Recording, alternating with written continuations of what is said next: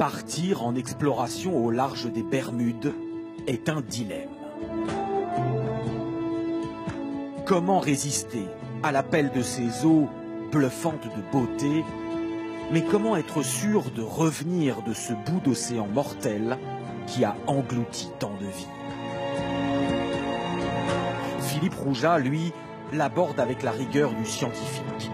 Cet archéologue franco-bermudien slalome prudemment entre les récifs de corail, superbes mais dangereux, qui ont précipité au cours des siècles des centaines de navires par le feu. À côté de nous, on a l'épave du Montana, l'épave de la guerre de sécession.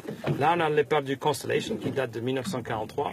Et juste avant, on a l'épave du Lartington qui date de 1873.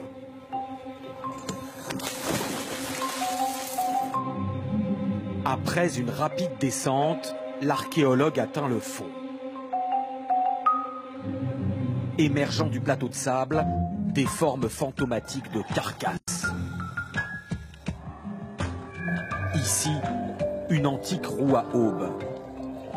Un peu plus loin, un moteur d'avion et son hélice. Là, une coque couchée sur le flanc.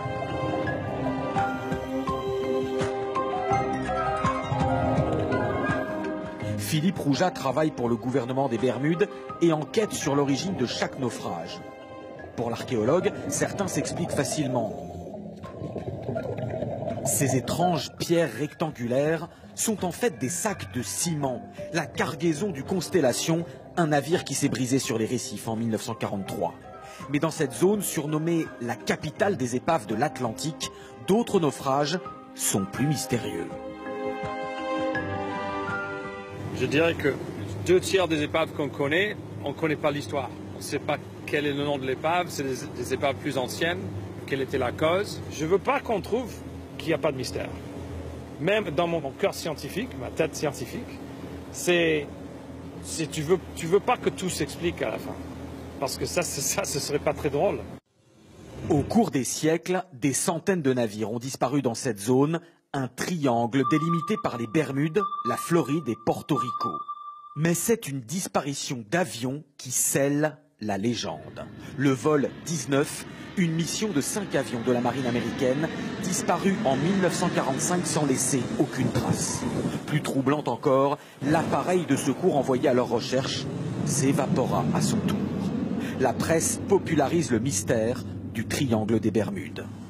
Un mystère que ce pilote américain a vécu il y a plus de 40 ans.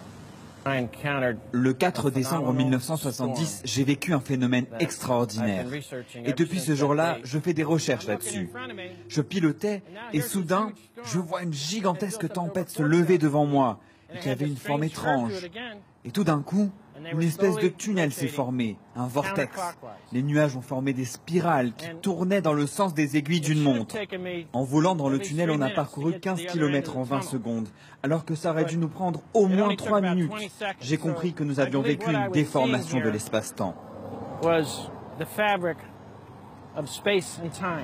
Aucun scientifique n'a pu confirmer cette explication, autrement que par un phénomène météo d'une exceptionnelle violence dont le pilote a eu la chance de réchapper.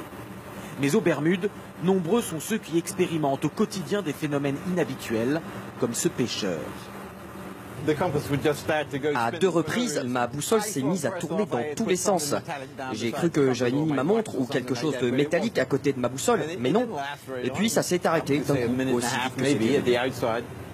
Mais sur ce point, le mystère s'explique. Ce géologue nous emmène sur une plage avec d'étranges couches de roches. Regardez cette couche claire, c'est du sable de corail classique. Mais cette couche noire, c'est du sable volcanique gorgé de magnétite, le minerai le plus magnétique sur Terre. Et les Bermudes ont l'une des plus fortes concentrations de magnétite sur notre planète. Il y en a partout, à 200 km à la ronde. Christophe Colomb avait déjà noté que sa boussole s'affolait aux Bermudes. Rien d'étonnant donc à ce que de nombreux marins aient perdu le nord au cours des siècles, une erreur fatale à proximité de cet archipel dangereux. The Spanish call us the Isle of Devils. Les Espagnols appelaient les Bermudes l'île du démon, parce qu'il était très compliqué d'y accoster à cause de ces récifs qui l'encerclent. Cette réputation dangereuse s'est transformée en superstition et a fait dire, à tort, qu'il y avait des mystères autour de cette île et dans ses eaux.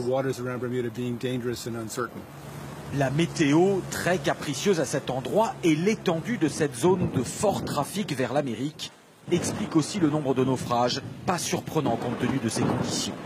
Reste une dernière explication scientifique, l'hypothèse de poche de méthane, du gaz emprisonné au fond de la mer qui brusquement se libère. Pour la BBC, des scientifiques ont fait l'expérience. En libérant du méthane sous ce bateau, la densité de l'eau s'affaiblit d'un coup et en quelques secondes, le navire disparaît, ne laissant aucune trace ni aucun débris.